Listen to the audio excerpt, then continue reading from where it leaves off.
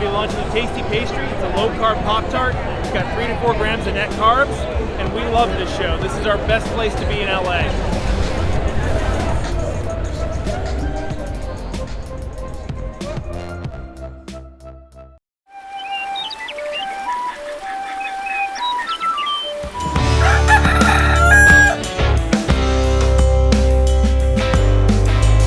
Welcome back to Legendary Foods Muscle in the Morning. I'm Dave Palumbo, and today is Friday, September 30th, 2022.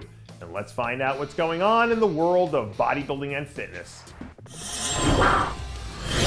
It's still way too early in the football season to be looking ahead to the playoffs, but it's never too early to look for trends. And one of the things that you can almost guarantee to happen every single year is that there will be a team that stumbles out of the gate, and then everyone, writes them off. And then at some point, late in the season, they start to figure it out.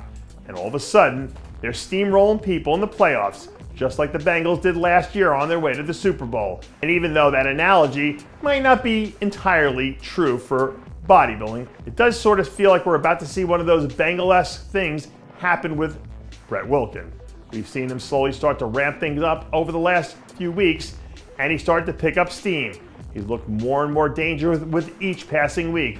This is a long season, and the only thing that really matters is peaking at the right time. So if he hits Romania with a full head of steam, whatever happened earlier in the year won't matter, because all anyone will remember is how he lit up the competition on the way to making a deep run into the tournament.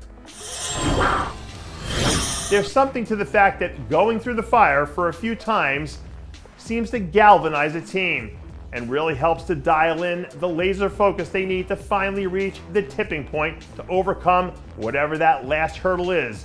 And if you think about what Keon Pearson's been through over the last few years with all the ups and downs and switching divisions and all the other stuff that he was, dealing with away from the stage, can't you make a pretty convincing argument for this being the year that we finally see him have his breakthrough moment? He's probably the most genetically gifted athlete in the entire division. He's having the best season of his career, and oh, by the way, there's a vacancy on the throne right now, just in case you haven't heard. Like I said to start off the segment, young teams might not win, but battle-tested teams do. And Keon is battle-tested, which means that there's no reason to think that this can't be his breakthrough year.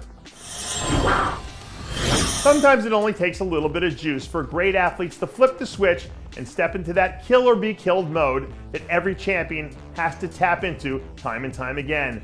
And from the way it looks, the kill or be killed switch has officially been flipped for reigning and defending 3-time men's physique Olympia champ Brandon Hendrickson.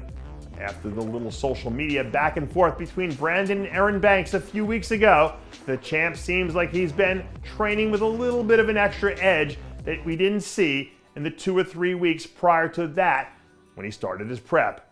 Between Aaron Banks going on the record and saying that he's going to win the Mr. Olympia title this year, and Jeremy Buendia making noise from the sidelines, it seems like Brandon's come under a lot of fire lately, which is something that he's had to deal with at different times throughout his past. But as long as he keeps his head down and ignores all the distractions, after all, he is the Mr. Olympia, he should just be fine, because finding a way to overcome is one of the main things that separates the champions from the challengers.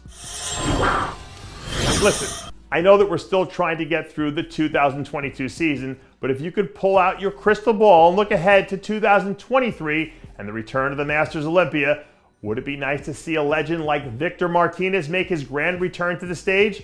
Now, just to be clear, we aren't here trying to stir up the rumor mill. All we're saying is that Victor still looks like he's in damn good shape. And considering the fact that we're talking about a show that's probably 18 months away or more, it would still give him plenty of time to knock off some of the rust if he did decide to dip his toes back into the Olympia waters. After all, let's not forget that the last time he competed was back at the Arnold Classic in 2020, which was only 2 years ago. So it's not like he's that far removed from being in the trenches. Once upon a time, these Master Olympia shows were big-time events, and big-time events need big-time stars, which means that if Victor does even have one tiny itch left to get back on stage, this would be the perfect place to scratch it. And that does it for yet another edition of Muscle in the Morning. I'm Dave Palumbo, reminding you to always be true to your passions, and make sure to follow us on Facebook, Twitter, and Instagram.